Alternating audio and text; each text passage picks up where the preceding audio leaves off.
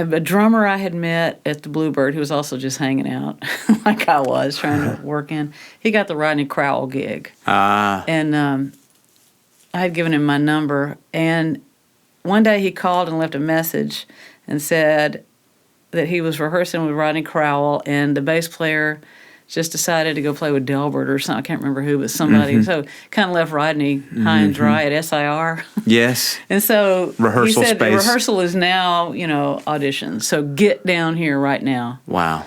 And so that's just how fast, right? That's it. And opportunity can. Yeah. And I had gone to the Kroger, and I came back in. I got the message. I grabbed my bass and just went down there and walked in. I think I was one of the earliest ones to walk in. I'm sure I was, because it had just. What was that like? Did they hand you a chart? Did they how did you learn the song on spot like that? This is one of my favorite memories, is to think about this thing. So I go in there. First of all, I didn't have an amp with me. I didn't know it, so they had to get me an amp. And Rodney, you know how he is. He's just so low key, but also there's humor in there always. Rodney has a humble intensity. There's an intensity to Rodney, because you are not dealing with a fool. He does not suffer fools. He's incredibly gracious, kind, but this is somebody who doesn't suffer fools. Boy, so here you are. So well, that is perfect. Right, you walk into this. You had to be a little nervous. A little nervous, I guess.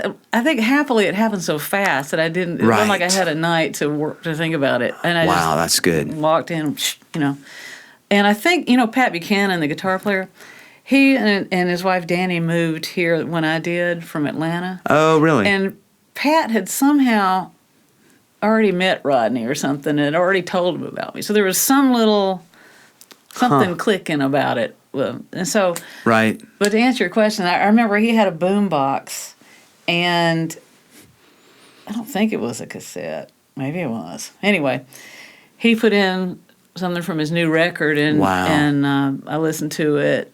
I don't think I wrote a chart or anything, just listened to it, and then we played it, and he said, "What are you doing the next few months?" And I said, "Well, I guess I'm playing with you."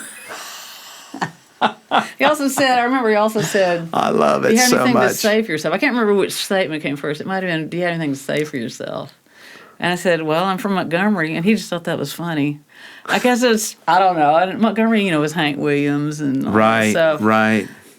For whatever reason, it clicked really fast. Wow. And then there was a tour already, set, and I was gone soon. Wow. First time I'd ever ridden in a tour bus. Wow. So the guys had to teach me to, put your head like on the the back instead of the front. Towards the rear. All that stuff. Right.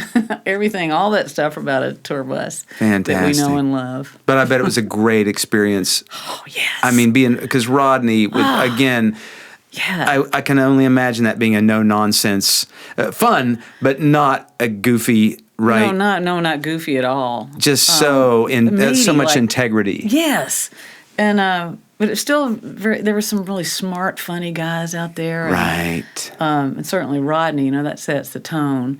And it wasn't, of course, was not one of those tours where there was a bunch of shenanigans going on in the bus with weird movies or anything. Right. So I never had to deal, in fact, in my whole career, I've never had to deal with any of that stuff. I'm so glad. I've been lucky there. But also, a lot of good things about playing with Rodney. Michael Rhodes played on the record, so I was able to learn from playing his stuff, Right. And then also, and it's still this way. If you play with Rodney, because of the credibility and the integrity you're talking about, if you're in Rodney's band, you automatically are assigned a little piece of that integrity. Yes. So as people were getting to know my name, what a great place for that to start.